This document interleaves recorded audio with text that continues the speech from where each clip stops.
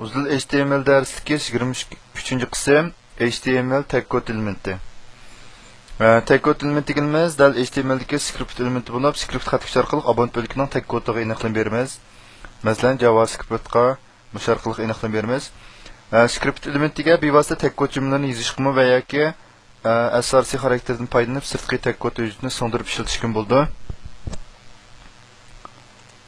Masalan, misol qaraydigan bo'lsak, bu yerda script deb ma'no aniqlab berayotgandan keyin bevosita bat yuzda men hello world degan qiymatni ko'rsatsin degan qiymatni berdik.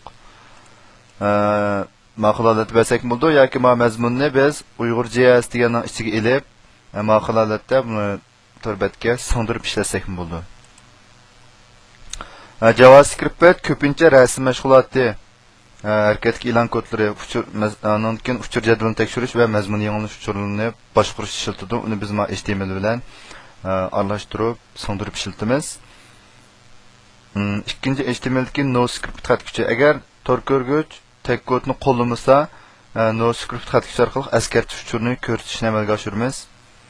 Masalan, maqolatda men NoScriptningki ichiga sizningki tor ko'rgichingiz JavaScriptni qo'llamaydi ekan degan askartish uchurini bersak,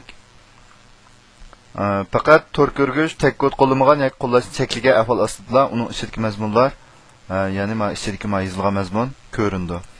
Uchinchi, kontor ko'rgichlarga qanday taqobil turamiz? Agar bir qism kod nashrdagi tor ko'rgichlar skriptni faqatla qo'llamasa, tag-code'ni torbat yuzda tekst holatida ko'rinib oldi.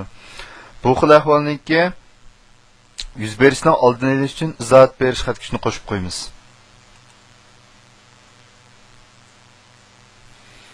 Ya'ni misol qaraydigan bo'lsak, biz izohat berish, HTMLningki izohat berish xatkuchi. Anaki ikki yontusizlik bo'lsa, scriptningki izohat berish xatkuchi hisoblanadi. Shunga mushkul holatda ishlatish orqali biz har qanday nashrdagi tor ko'rgichda buningki normal ko'rinishiga to'liq kapolatlik qila olamiz.